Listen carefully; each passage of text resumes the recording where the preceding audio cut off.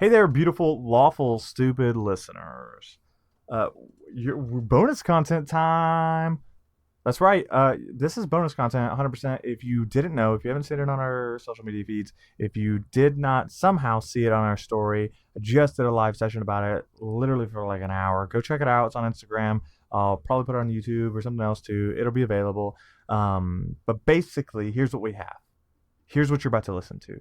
The intro cast to the podcast. But I am not a professional. That's not what it's called. In fact, it is called the Into the Podcast Verse panel that I did at Dralacon. It's really good. I'm joined with so many cool guests. Sarah from Roll Like a Girl. I'm not fucking that up, I don't think. And then, I'm joined by Steven and Wade from Not Quite Heroes. And then I'm joined by another super special individual, an individual that you would never believe is super cool. And his name is Reality Storm. And I don't remember his actual name, but Reality Storm is super cool. So Reality Storm from North by Northwest. I had dinner with him. He was a very, very cool person. Everybody there was super cool. So I could talk forever about Dralacon and how cool it was and how everybody was amazing there. But without further ado, here's the panel on the podcast verse, which is essentially just how do you DM, how do you podcast, how do you split up roles, how do you run your podcast.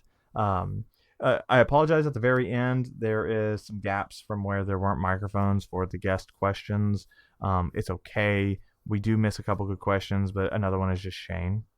And he asked Adam like 7 questions, and Adam is a good person and responds. No, I'm just kidding. Shane, I love you. So, again, without further ado, here we go.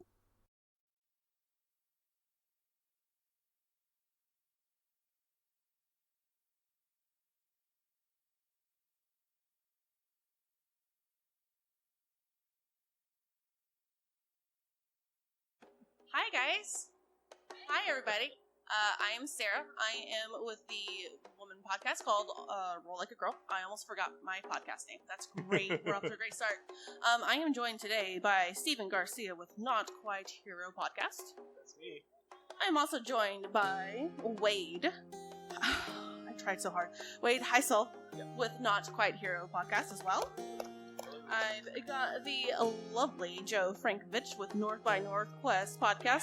Yes. Yeah, he's dressed up lovely. I know, it's great. I am also joined by... Who's down there? Hi. I have your name, but you're not sitting in my order that I didn't tell you to sit in. So that's Dwayne Pinton from Lawful Stupid. Hey. Yeah, woo! Go Lawful Stupid. And then I have the beautiful Adam DeWeese. You nailed it. Yeah! Nice. My posse's not here yet. Oneshot Onslaught and Halfway Heroes is who he's with. I'm going to nominate my groupies, which is Becca. I see you, Becca. You're my groupie now. Congratulations. So welcome to our panel. It's called Into the Pod... I messed that up. We're into the podcast verse, or do you want a podcast is how I've been kind of saying that. So let's get into some common topics we like to talk about in podcasting. The biggest one that we want to talk about is production and your quality and how you pull everybody together and all the equipment questions that every podcast gets. So first up, the equipment. What kind of setup do you have? This is our equipment guide. Okay. Yeah, most of what we use, at least half of us, are...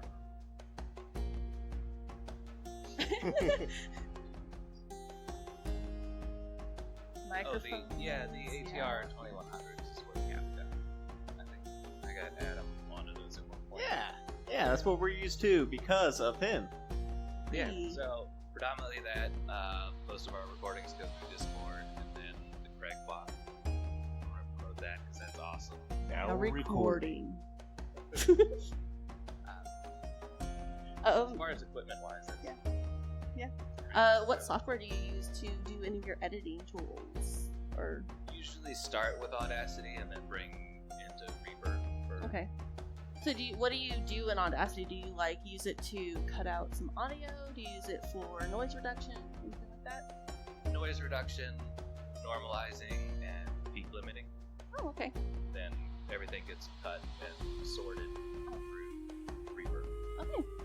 right, Mr. Joe, what does North by Northwest podcast use? So it sounds like you guys do recording through Discord. Yes. So on North by Northwest, we're all located in Atlanta, so we all actually get together in one room. So we've got a Tascam mixer that's used, and everybody has their own individual mics. We use Shure 58s, SHURE. And so everybody gets their own channel through the mixer. We record into Audacity on David, one of the podcaster originators, Mac, which is important because drivers have been a big issue, so we have to make sure that we're using the setup that has the right drivers that work. We record directly into Audacity, and then David and I share editing duties, and we use Reaper for the editing. Okay. And my fun crew down there, what do you guys do? How do you do it? So we all do it cheaply, I guess. We have USB snowball mics, and everybody records their own audio. And when you record, we have 4 different sound files, 4 or 5 if we have a guest, and then we just mash them all together. I was originally doing our audio editing, and I used Audacity, a combination of Audacity and GarageBand because I have a Mac, and that was easy. Compression is really important, and noise reduction. And Audacity is a free program, and it does noise reduction really, really well for what it is. Now we use an audio editor, actually, and that makes our life super easy. Fancy. What do you use for the audio editor? What is that? So we use Zach Shepard, the audio editor. Oh, the a physical person. Yes, Okay. he's way better than we are. So he's our audiomancer. Yeah.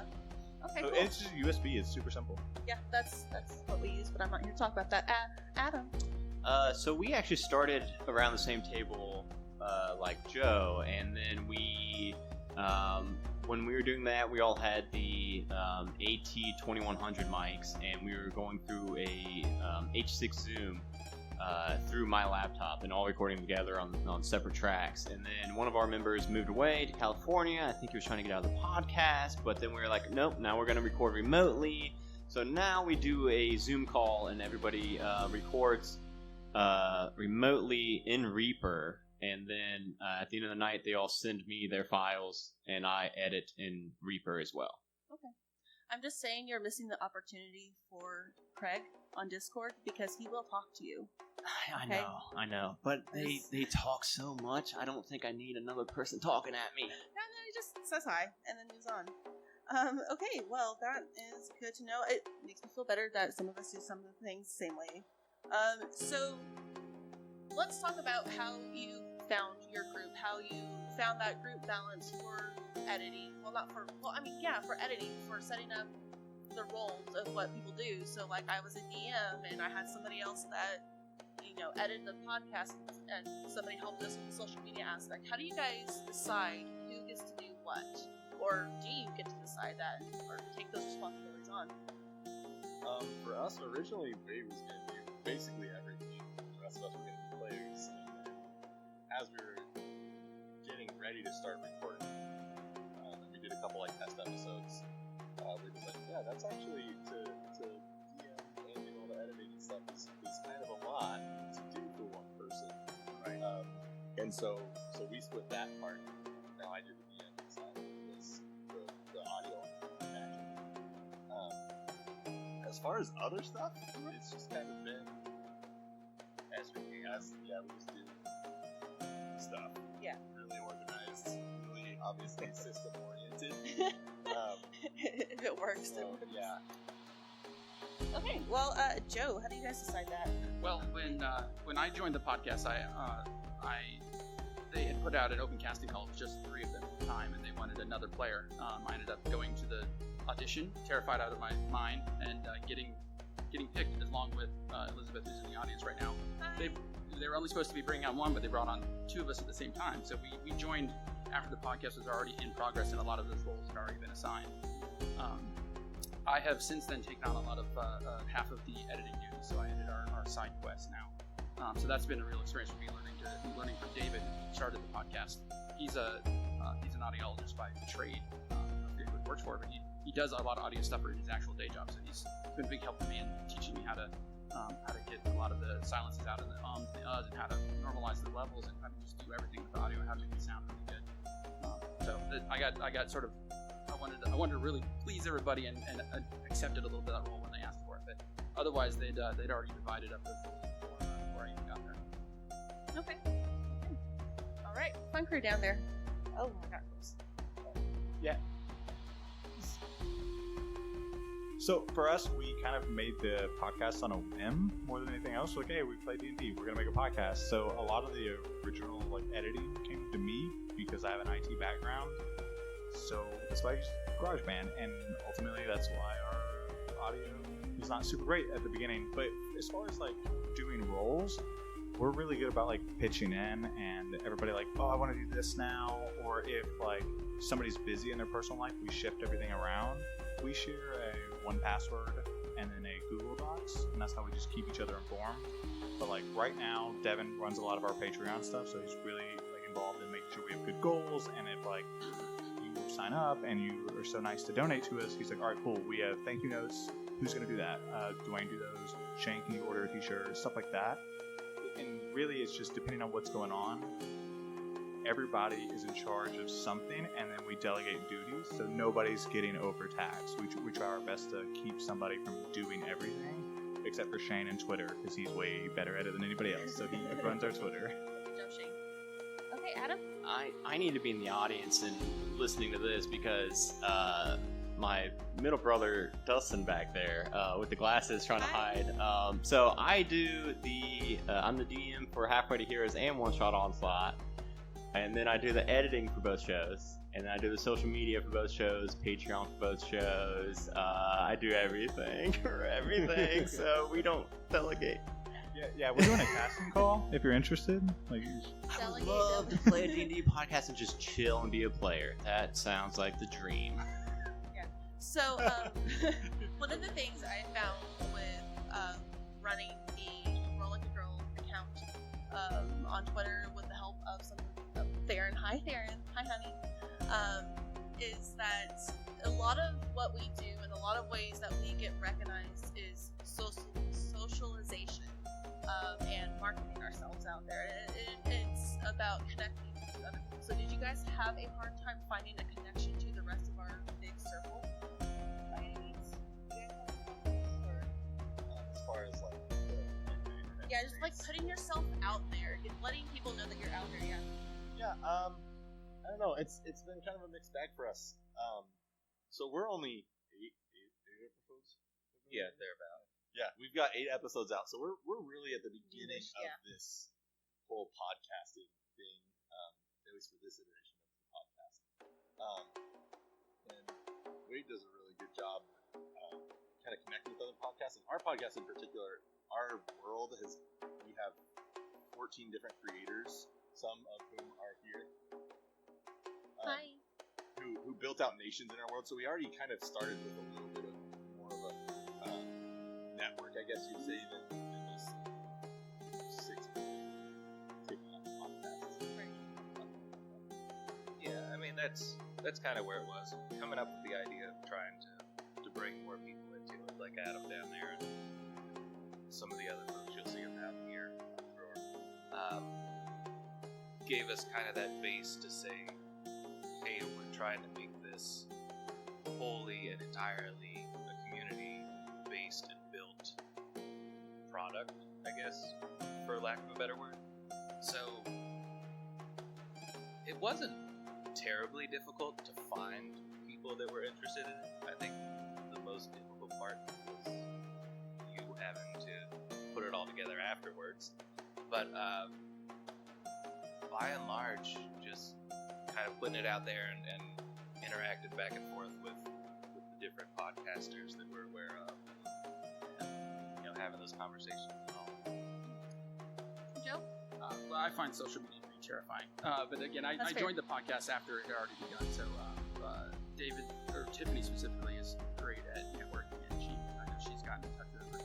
I've met more other podcasters just from this weekend than I had in the year and a half I've been on the podcast prior to this. So this has been how I found people so far. So to talk to that, Devin and Shane are really good about reaching out to people on Twitter and Instagram and DMing them. So if you DM'd them, it's probably them, one of those two. the way I've personally found is we have a Discord, and then obviously we have socials, and we just value like talking to everyone as much as possible. If anybody talks, we talk back to them, and that's how we've like socialized with that's podcasts like. And the biggest thing that helped us, even if it didn't actually do anything for our following, helped us get out there was like reaching out to another podcast, like, hey, come on our show, like, come play D&D with us, because at the end of the day, you know, their audience may pick up it, but ultimately you get to talk to them and meet them and help build your network, and then you end up at Dralacon, right? Like, so that's one of the biggest things for us, which is just getting with the other shows, because the fan interaction or interacting with the other players is just going to follow that. Right. Adam? Yeah, first I want to say their Discord really is magical. Our Discord's pretty active, chatting throughout the day. Their Discord I was actually in theirs before I even started ours, and their Discord's what made me want to even start a Discord for our group. But we actually got kind of lucky when we started. So I started Oneshot Onslaught almost a year ago to the day, and we got kind of lucky on social media because we run one-shots from other people on DM's Guild. So those people would have social media presences, and I would, reach out and be like, hey, we're running your module. It's coming out this Monday if you want to check it out. And they would, reach back to us, and that would kind of help us grow. And then when we started Halfway to Heroes, we kind of had, a bit of a following, and it kind of helped spread faster than Oneshot Onslaught did. So yeah, when we first started though, there was never any kind of it was always really opening, really welcoming. I've never talked to another podcast or as whether it be their Twitter page or somebody from a podcast or something that didn't seem 100% enthusiastic about either collaborating with you or helping spread the word about your show, or just being 100% supportive of you. I can definitely attest to that. I know Fridays, I don't know about you guys who run the social media for your podcast, but my Fridays are wonderful and scary because I work during the day and Darren does too later in the day, and our notifications are just blown up. Just from networking with other podcasters on Follow Friday. I'm pretty sure that's how I found most of you guys. But I know Lawful, Stupid, and us worked together last year for your charity event. Whose name I suddenly forgot. Min-Max Mankind. Min-Max Mankind, yes. And we enjoyed doing that with you guys. It's a great way to, get out there and learn everybody and see what the community is able to give back. I want to add one more thing. Yeah. It was mentioned a little bit, but if you do want to do this podcasting community, you want to grow, and you want to, and this kind of applies to all social media. Yeah. People want to interact and be interacted with, right? And so that's just a huge part. And sometimes it takes a little extra work, and sometimes you might have to respond to somebody that, truthfully, you don't maybe even like that much, and that's okay. But you still should do the work to reach out and say, hey, like, even if it's just, hey, thanks for listening, hey, thanks for sharing, retweeting something that someone else who follows you does that's not related to your own podcast. Just the D&D community and the podcasting community and the RPG community is so cool because there's so many creative people doing so much awesome stuff. Put those other awesome things in the light a little bit, and that's how you start creating a real network where people also want to put your stuff in the light and do that kind of stuff. So, no, that's a good add-on. There's a lot of creators in our community who build each other up, especially with like the dice people. There's so many dice companies that work together, and you see it happening all the time. Especially Ice Cream House. Ice Cream Dice. He is so neat. He will find other dice companies on Twitter and say, hey, why doesn't this person have 200 followers? Let's bump them up and promote them. He'll donate his dice for charity, anything. So just having that interaction is very important in our community, and it builds a really good community. So with big groups comes big creativity, especially in the D&D or podcasting community. Everybody has their own ideas that they're trying to bring to the table, whether it be characters, plot, world building. Have you guys ever had any problems with any disputes? Any creative disputes within your group, and how did you handle those? That's heard bound to that. happen, right? Hey. Yeah, Guys? I mean, I'll take that first. That's fine. We as a group will monitor each other, right? So if we do something in the show that doesn't necessarily meet our par quality, we don't tend to edit things out typically, or like hard change things. But we've had things where we disagree. We actually very early in season 1 had a moment where the characters run into an obstacle, and the way I was going to shift them out kind of changed the narrative. It kind of took the long scenic route back to where they were going, and we recorded those 2 episodes. And at the end of the night, like literally, they messaged me and were like, "Hey, can you hop back on? We want to talk about it." And all 3 of us talked together, and they were like, "It just didn't feel narratively pleasing to us, or the way to go." And you have to, like, A as a DM and B as like just a co-producer of something, have to be like, all right, that was my idea ultimately, and I have to like live with that. And so those are 2 episodes that have never been released because they 100% were the wrong direction ultimately. And so we have those conversations, and probably every 4 episodes Shane and I will have a disagreement about a rule or mechanic or an interaction. And early on it was very much like we would kind of disagree in the podcast and have to edit it out or shorten it. And now it's very much like, okay, yes, DM, and then we talk about it afterwards. It's really sorting out, just like another D&D game you would play, right? Like, it's about communicating with your coworkers. Right. Joe, you have any disputes? There have never been any big disputes in the time I've been on North or Northwest. Occasionally we will talk ahead of time if we have ideas for what the major beat of the story coming up is going to be. We don't actually know what it is, but the team will have ideas and we'll discuss where it's going so that everybody knows what direction things are going to go, so that and that helps make a better story. We try to be very story focused and less mechanics focused, so we try to make sure there's a good narrative, even though most of the individual things that are extemporaneous, the major beats, we know kind of where it's going to head. So we haven't had many disputes because we kind of are already flowing the same way. Right. Wade? Yeah. Steven? Guys, I mean, I know you guys are early into your early recording days. Secretly, there's lots of stuff Wade does that makes me so. Okay. That's not true. So that's not true at the at all. table, and You can fight that here. later. We'll No. place bets. We- You can we- fight here. We talk.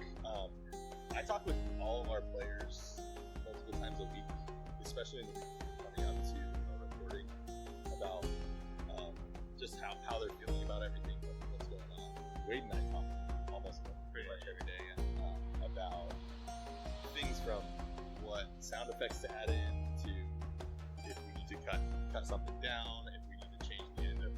We've had a couple times where we just had some technical stuff with like mics, and so like, okay, this wasn't how we planned on this episode going, but we had some audio issues, so how can we turn this into something that we can actually use? That's where the last 2 episodes came from. So, Yeah, by and large, I don't think that there's anything that we've had dispute or differences in. I think, we're all, like they were saying, in the same line of flow and have the same goals, I guess. so lots of conversation about like, okay, where should the story go? How should this work? What's the world like? What's right for this character? What's right for my character? Like lots of those conversations where we work through ideas, but never something like against each other. Yeah. So, I want to interrupt real quick. You touched on something I should have said when you were talking about how do you record and stuff like that. So you talked about having an audio issue, right? Right. So what we have done, and it's actually worked out to our advantage, we record those individual files, right? But then I also record the entire Skype call, like of their end of it. So if something happens on their end or whatever, we have a backup audio. And it's just like, it's lower quality, but it's not that much lower quality. And in fact, some episodes we've used that, and people don't really notice the difference. I mean, it's a quality difference, but at least you don't lose a whole episode, because we've actually lost an entire episode before, right? And that's the worst feeling in the world. So, It is. I can attest to that. We have lost. There's the. I know. I see you guys. We had the great Arkansas hard drive crash, and I lost. I think 3, 2. No, I've lost 3, 4. There was 4 of them that we were trying to release, and 3 of them were with a guest. so I ad-libbed my parts. But just to kind of come back to that one, don't lose your audio. Backups. Yeah, Backups are really backups important. are really important, Cloud guys. backups are better because if something blows up, if you need to know about that, I'm an IT guy. Hit me up. I will send you the right service, please. Yeah, North by Northwest lost 2 episodes once because a computer got lost, and what we ended up doing was we ended up rescheduling night and re-recording the episodes. We knew kind of what happened, and we wanted to make sure the plot beats got there so we could release something. But the actual, the finished episode, the individual details were different because we were still playing again, but we were trying to make sure we hit the same beats that we got in the first one, trying to remember what they were.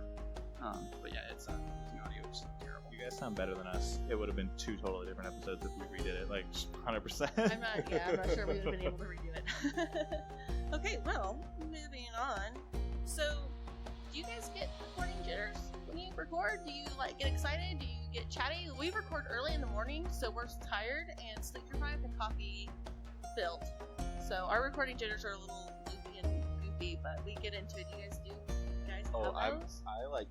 I'm physically shaking before we record it. So this is a nightmare for you right now, right? Oh yeah. Okay. You're doing great. Started some new anxiety medicine this week though, so Excellent. yeah, no, I also say a lot. That last one was not on purpose, just so you know. Yeah, no, I get really anxious because I start going through the whole thing of okay, first and foremost, the people that are playing with me and recording this podcast, are they enjoying this? I put all this effort into this thing, but maybe I'm crazy. Maybe this is just a load of crap. And then what about the mysterious people on the internet who maybe are listening, but maybe they aren't? Do they think I'm just terrible at this? Are we not getting more listeners because of how I'm jamming? I can spiral all day long. And so I usually do a lot of this before. That's one way to do it. Yeah, I don't have many concerns and nerves when it comes to recording, but the editing process and what I end up presenting of us to the world is stressful. So it's always a matter of, it's almost a 12-hour process at times to sort through, is this too much? Is this too little? Is it necessary at all? That's not really recording, just the end result of my presenting. That's terrifying. Right. I see that the Lawful Stupid Fan Club has arrived. Hello, Lawful Stupid Fan Club. Okay, Joe, do you get any recording jitters before you start? I was terrified when I auditioned, but ever since then I don't get any jitters before an actual thing because I'm a friend with everyone now. So you sit down, it just feels like I'm playing a game, and there happens to be a mic in front of me, so it's very friendly. I mean, occasionally, depending on what's going on, there might be a little nervousness about a thing I might want my character is going to do that's going to surprise everybody. But I think otherwise we're all pretty chill about it. It helps that we're all in the same place. Right. How about you, Dwayne? I would say mine's twofold, right? I'm unabashedly confident. Even if I do something wrong, I'm confident in it, so that's easy for me. But all of us, we record at night, so we tend to drink when we record, and we have a thing. This is a 2-episode night, 3-episode night. We need to know for the pacing because we've got episodes that we don't remember because we drank for 2 but then ran 3, so that's an issue. So we just finished up campaign 1, right? So we just finished up that story. And that was probably the most nervous I've ever been doing the final 2 or 3 episodes because you're putting a bow on everything, and the amount of planning that comes in from my part, and just hoping that what I do is going to resonate with my players and the story. That was very nerve-wracking to be all right, cool, we're going to do this, and then to my players are trolls, and so when you're doing these very important moments, and then Skype you're seeing cute little funny messages and you're trying to be serious and you're smiling the whole time with a serious tone, but you get so nervous I can't laugh during this, and that's why it's twofold. It's really important. Yeah, I get absolutely terrified before every session for both shows. Half-Ready Heroes I get terrified about. Not paced everything right, and the players getting past what I've got kind of prepped, and then Oneshot Onslaught, I get terrified about them not following the module because it's written by other authors, so I want to do them justice. So I kind of want to, that's a little bit more rigid, and I'm always worried about. We recently had a mystery, and I am terrible at mystery module, so that whole one was very terrifying to know, like if they were going to be able to follow along or not. So yeah, we also record at night, and we also drink. Yeah, that helps. Cool. So we kind of touched base on this a little bit about earlier in our conversation about creative disputes, but I'm kind of going to bring it back to that. So there's probably a lot that you guys edit out. I do the editing for Roll Like a Girl too. I've recently taken on that role. Somebody else did it for first season, and now I'm doing it. So what they considered not important enough to go on the podcast, they took it out. But I think it's fun there. So how is it? How do you guys decide what goes, what stays, and especially whenever you have a conversation about roles, or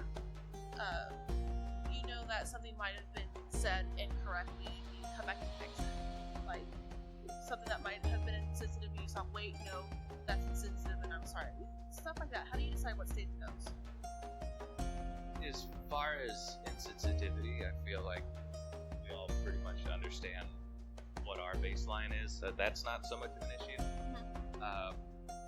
The majority of cutting out that I do, aside of Steven's, is just rule talk mechanics, something that feels like it kind of breaks up the flow of what the episode was, or you have to stop and look through a book or flip through papers because you're pulling together 14 different creators' ideas and trying to do justice to those, and it's rare that anything comes out of the episode that isn't rules, silences, or clearing your throat. Everything else stays as it was spoke and recorded that night. Does anybody else on this table do any editing, or do you guys work with the editor to decide what goes and stays?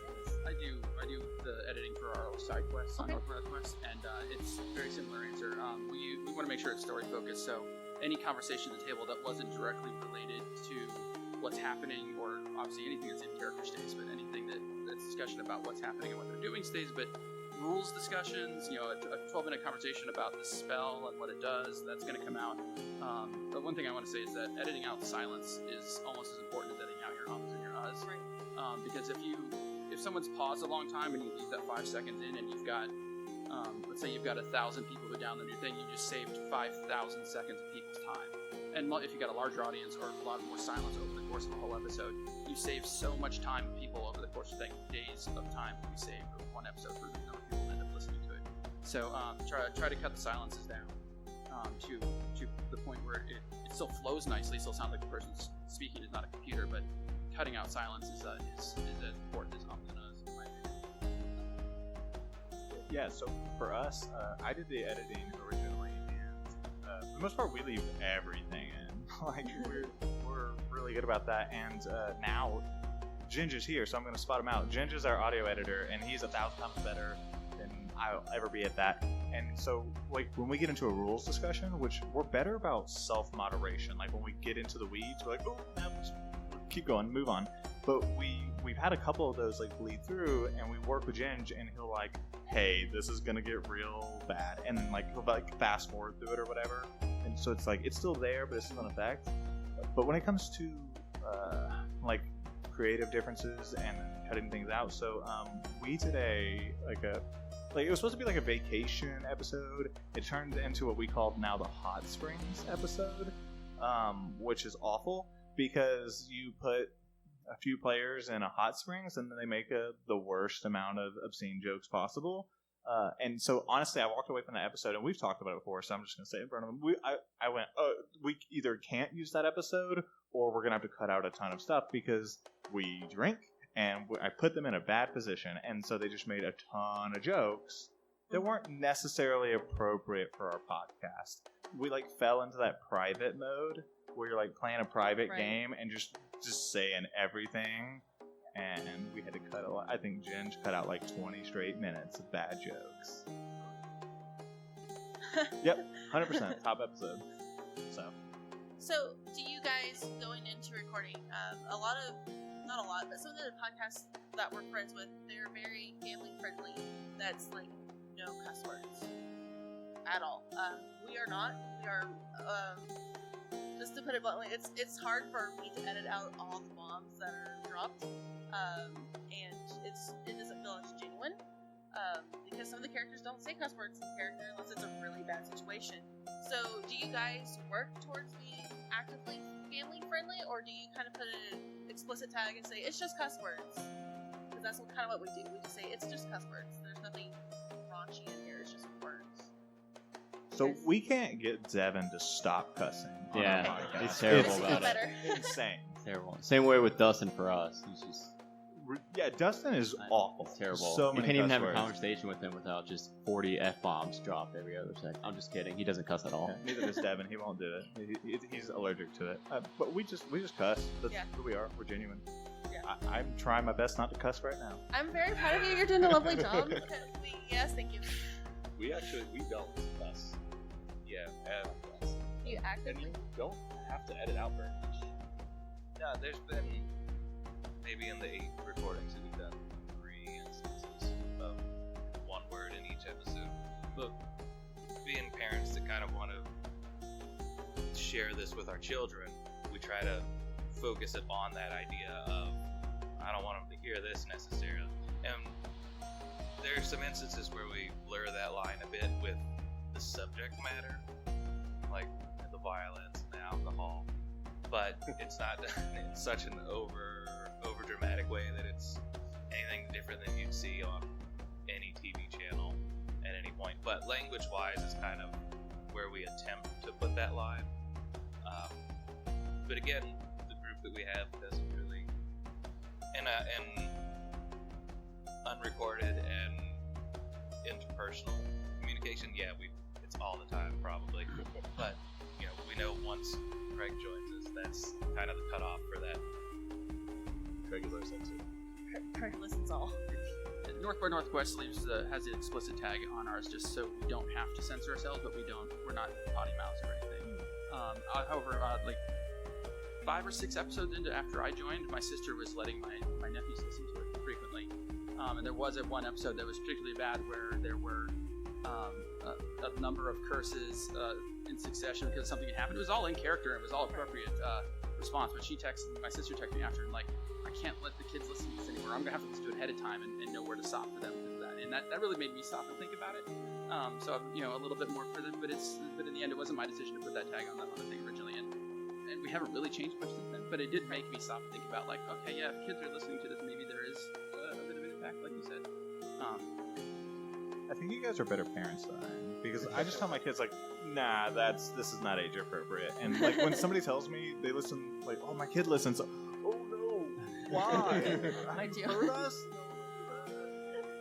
My 4-year-old really wants to listen to our show, and because he's played he's played some like simplified versions of Dungeons and Dragons with me, and he really wants to. He knows about the podcast, and he knows how to work Spotify and the Alexa, and he knows how to get to the podcast, and so he knows he's not allowed to. But we did just record a episode recently, so I do usually cuss on the show also, but it must be something I can turn on and off because we did just recently have a guest episode that was just me and 5 guests, and I think that's our first ever episode with 0 cuss words in the entire thing.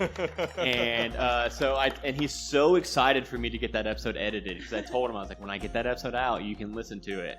And it might be 2 or 3 episodes, I don't know, it's pretty long, but he's really excited for that. But other than that, we usually just slap an explicit tag on it, and you just remind me that I can actually take that tag off for that episode, which is kind of cool. Good for you. I will say I think it's easier for me at least because we made that decision to not have it in. It's just on my mind like, okay, I just need to steer clear of that. Where I think if it was if that wasn't explicitly set out, I would not stick to it. Yeah. if that makes sense. Yeah, No, that makes it- sense. it I don't. does. Yeah, I don't know why that episode. I just. There was two of them. Two of the guests were on family friendly podcasts. So, but then the other three weren't. But we just somehow ended up going 3 hours straight of playing Dungeons and Dragons, and nobody cussed. So I think it was kind of just I don't know. That's a heroic feat. Yeah, it was. It was You get a good. new badge. Yeah, I know. I need one. Well, the achievement.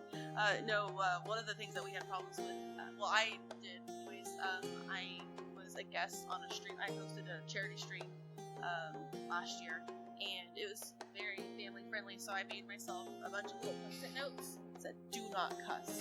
And I almost let some people know.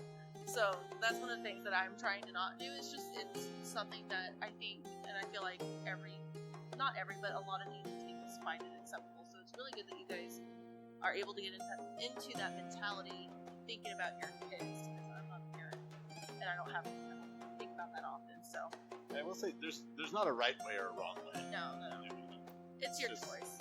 But they don't have an explicit tag, so they're better than us. But there's no right There's or no wrong way. no. So we're clear. They just have to work harder at the table. Yes, they do. Okay, well, so coming into more of a production standpoint and a little bit of the nitty gritty, I spent a long time looking up RSS feeds because when I first started Roll Like a Girl, I had no clue what an RSS feed was. I had to do a bunch of research, and I found out the hard way what to do. So, long story short, I now know what to do, but how did you guys get to that process? What would you tell anybody who wants to start a podcast? What is the best way to work with RSS feeds? How do you find one that you like? See, I just went Simplecast and let them figure it all out. That's fair. Yeah, that's the answer. Pay a hosting company. That's what I Period, did. the end. That's- There's no other way around that. Like, if you want to try and like do the technical achievement of hosting your own RSS feed, you don't want that headache. Pay $8 a month, host your podcast, move on with your life. You have so many other things to focus on. Oh, yeah. But the biggest thing is getting into the other stores like Spotify and Mm-hmm. getting all the other like podcast catcher of choice, because there's 1,000. It's like, which one do you use? I don't know. But my RSS feed is like in those, and that's the hardest part. Getting with Spotify and YouTube and all those different ones to pick you up. And I am a pro Simplecast person because I have emailed them so many times with so many questions. They know me by name, and they're like, "Oh, it's Sarah," because I use our Gmail, the account Gmail. But Simplecast is one of those really good tools that you can use because you can look at the dashboard and you can see numbers. So you can get into the statistics of your podcast, especially if they get down to the nitty-gritty of where your podcasts are being listened to, how many people in this country are listening to them, how many episodes are listened to. And if you like the statistics and the analytics side of podcasting, for me anyways, Simplecast is easy for me to follow. There are some little hiccups on the new dashboard that's bound to happen. I don't know any other RSS feeds that or hosts. Podbean does that. We use Podbean. It's really economical, and what I like about Podbean specifically is there's no bandwidth. There's like no storage amount, so it's like upload all the episodes. You don't have to worry about, oh well, I'm running out of storage and I need to upgrade. It's you pay this one fee and it's unlimited. And we have the same statistics, right? Where you're like, oh cool, this guy from Australia. I was actually talking about Australia in our Discord the other day because I was like, oh, Australia, cool. And then you click the button again, and it's like, and it's 4 zones in Australia, and I was like, I'm gonna learn something today. Okay, and we kind of already talked about software. It sounds like most of you guys use Reaper and GarageBand for your editing, and some Audacity. Do you use anything else? So all of my players use Audacity to record, and then our guests the same way because it's free. You can download it. I actually don't. I run a Mac, and Audacity on the Mac for recording is okay. I actually use Audio Hijack. It's a program you can buy, and it's really flexible. Like you can go ahead and put compression or noise gate, all that stuff, like on the front end. And as soon as you have that tuned, like it just makes my audio come out crisp. And then as well as I can like do sound effects through it and stuff like that. So if I want to like play like clips or sound effects and make Jim's life harder, I can do that. I have that ability. So I recommend Audio Hijack if you're using a Mac. Noted. Okay, so that's kind of the production crunch, and we can get tired of talking about it or not. It depends on who you are and how much sleep you had. So for the so for the DMs of the table, raise your hand. Are you a DM? Okay, cool. I was a DM. I'm not anymore. We exchanged roles on that one. So, do any of you guys host any games at home? Like, just not podcasting games? What is the difference? How do you feel that's different? Do you feel like there's a different presence? Like, you're a different person? I think I'm not a different person. That would be crazy.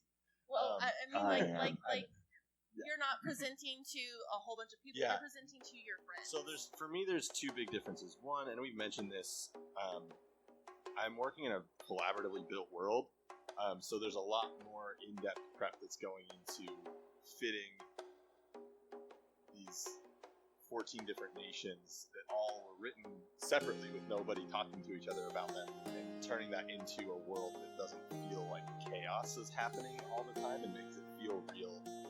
So I have to do a lot more prep on just the world building connecting side, which is I haven't ever had to do that before. It's kind of a unique thing.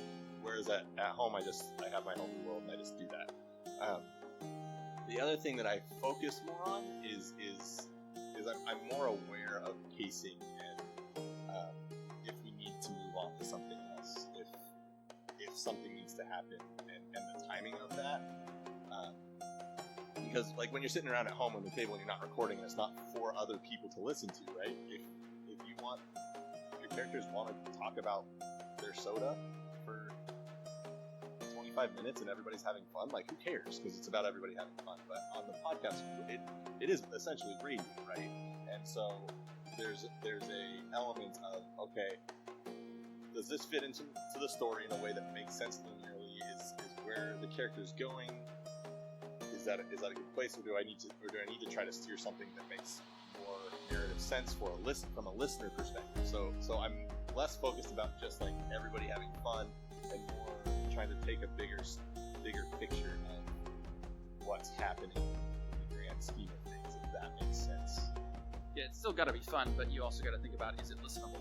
Yeah, Right. Exactly. That was way less words to say than I was trying to say. What I'm hearing is you guys are way smarter than us. We learned like all those lessons in season 1. It's several episodes where we would get into details that didn't really matter. We have a guest episode where we argue with a shopkeeper for 45 minutes. For 45 minutes, we argue about whether she stole gold or not. So like we learned all those lessons in production, which was interesting because you can see us grow, but also like you guys already know those. That's not good. We look so bad. But we got to learn from you. Oh, you poor soul. You poor soul. We learned it by listening to you, Dad. That's a way to do it. The biggest thing for us, at least for me specifically, is the tone. The biggest thing is like if you ever have talked to us, we're cut-ups. Period. The end. Everything's a joke. 100% everything's a joke. And that's not always a good story. And so like hitting those deeper moments like was a huge shift change for us and a hard like thing to do and not like make jokes because like I said, I'm doing a very serious moment and they're making jokes. They're doing serious moments. I'm like, all right, cool. We got to chat that in. So that's big. And our censoring. Like I said, like when we do private games, because we cut up, there's no topic that we won't actually joke about in a private setting because we have that relationship because we're all friends. Right. So that's big for us. Yeah, I think the biggest difference for my home games versus my show games is knowing it's got to be entertaining for people to listen to, not just for the people playing it. So, and I try to base it off of what I find enjoyable in podcasts. So if I'm listening to a podcast, I generally don't like if combat's an hour and a half long. So in my home game, that's fun. My players seem to enjoy it. I enjoy it.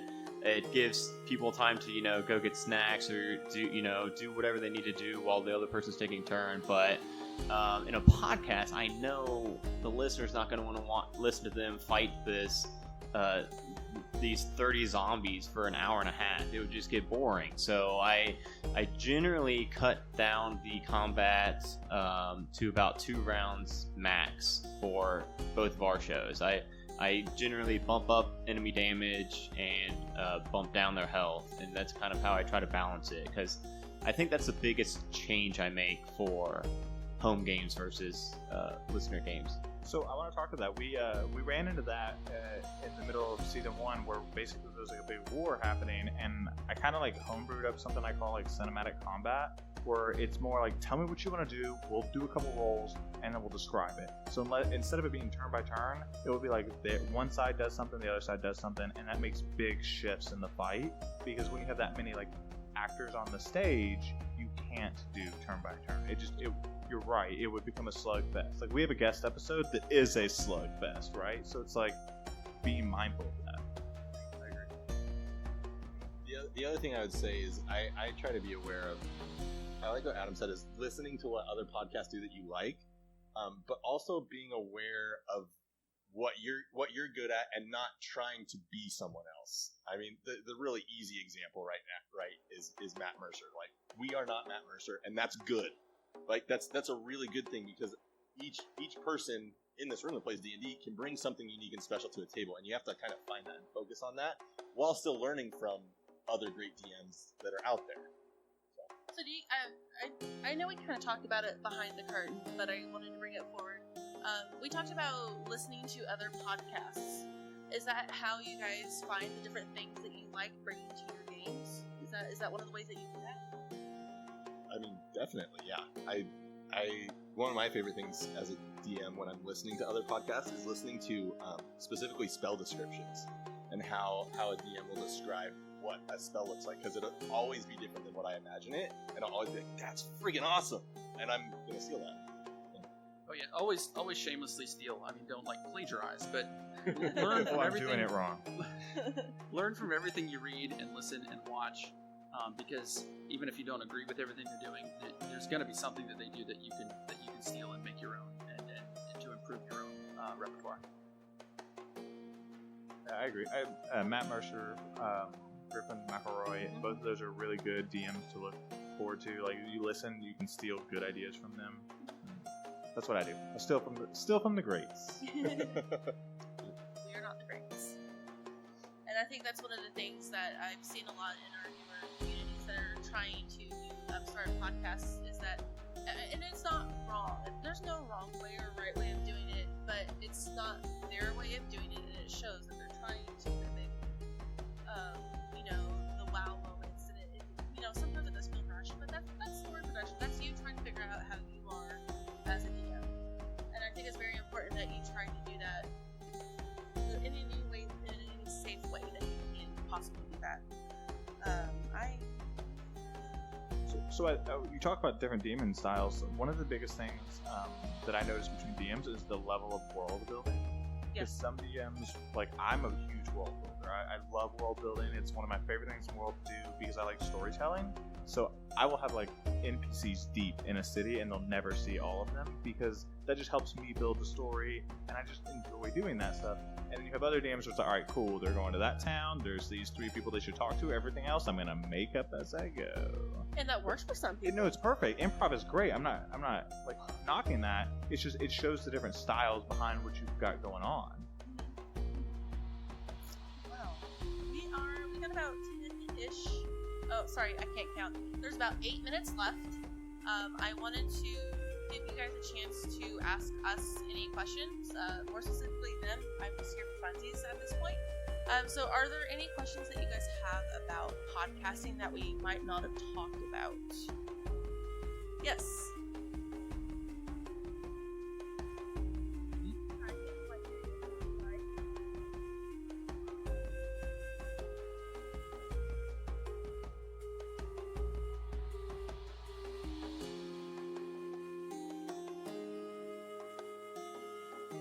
So his question, for anyone who couldn't hear him, was for North Part of the Quest. We do layer on a lot of music and sound effects after the fact. I'm gonna say that I don't do that. I do a lot of the raw editing, and then David, who originated the podcast, adds those in after the fact when I send him back the edited stuff. But I know he does add them. I don't know specifically what he does to decide them, but it's become more and more as the podcast has grown. There was very little at the beginning, and more of it toward the end. So, or where we are now. As far as I know from talking to him, it's basically just what free sound effects and music he has available, because don't use anything that you haven't paid for that isn't open source. and just trying to find the points where he can squeeze it in or layer it on top that it sounds good and isn't going to detract from the actual things. My favorite things he's done actually are where he's used our own audio from previous episodes and then layered it in the background as some sort of like dream sequence or callbacks to earlier conversations layered just behind the scenes of the current conversation going on. Because to me, that's my favorite thing that I've seen him do, because that really adds a big dramatic element, like on a TV show or something like that, where you've got just the faded image or something aside that brings it up. I wish I could give you a better answer than that, but I don't do it on ours. I'm sorry. Sorry, you're an editor and you can't ask a question. Just kidding. Do it. Okay.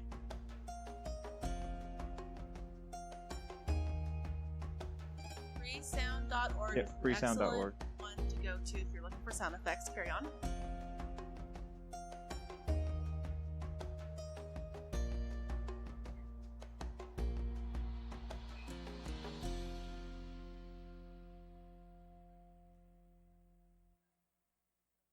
Listen to the DM when it comes to sound effects. He 'cause tells me players this have- after we're done with campaign 1 that I have all the power over him, and now I've lost it. Oh.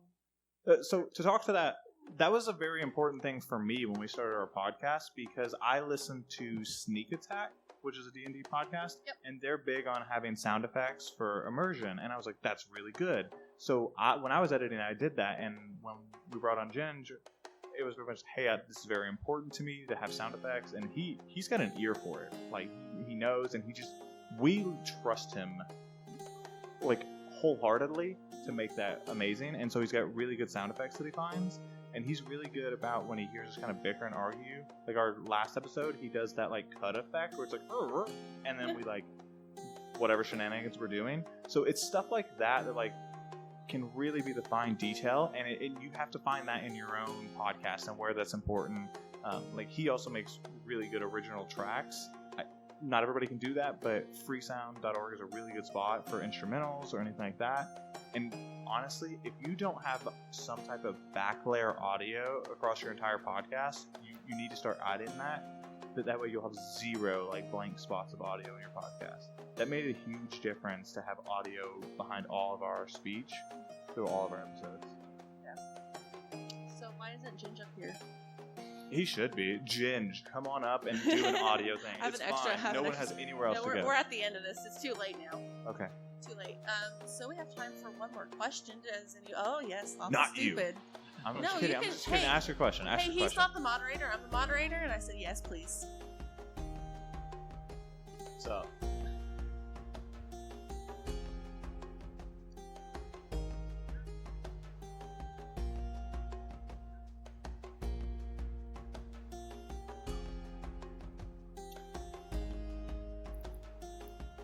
Excuse me, sir. That's more than one question. that was I think there were 3 or 4 questions. It was a Yeah, so combo that was- question? Yeah, it was combo. I see.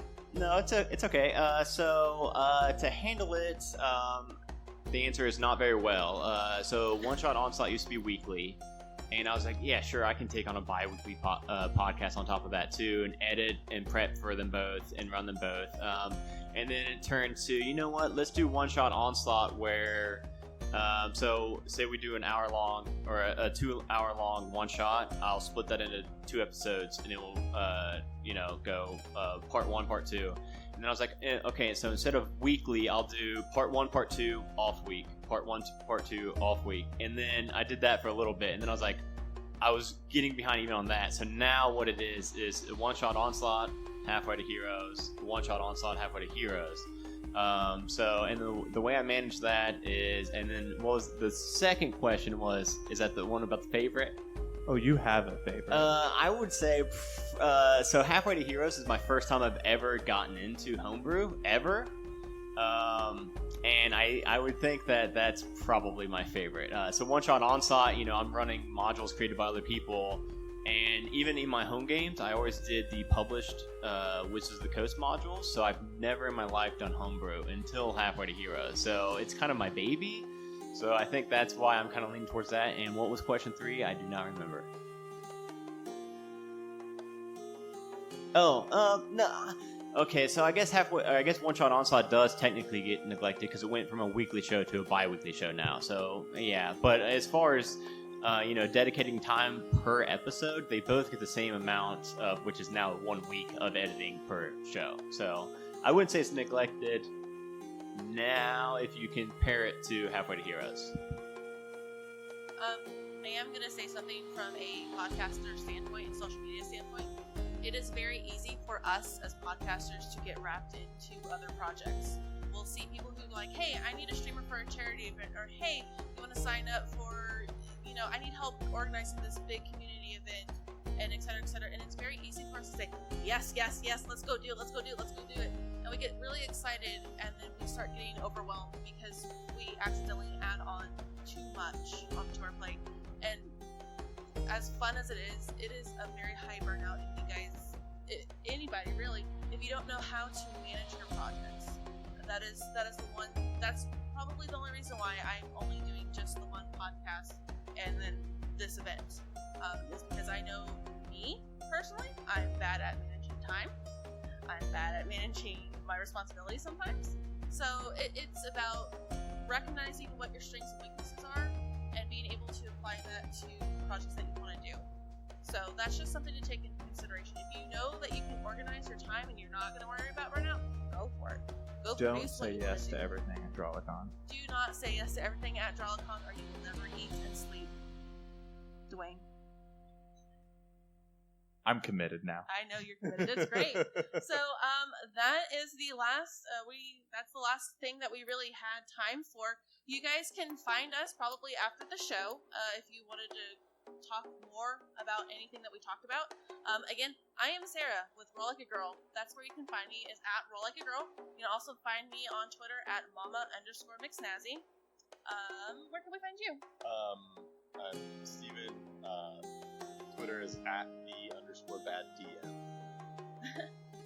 Wade, it's not quite Wade on Twitter, or NQH Podcast for both of us. Mainly me. Joe Frankovich, I'm with North by the Quest podcast. You can find me specifically at Reality Storm on Twitter. Well, that's creepy.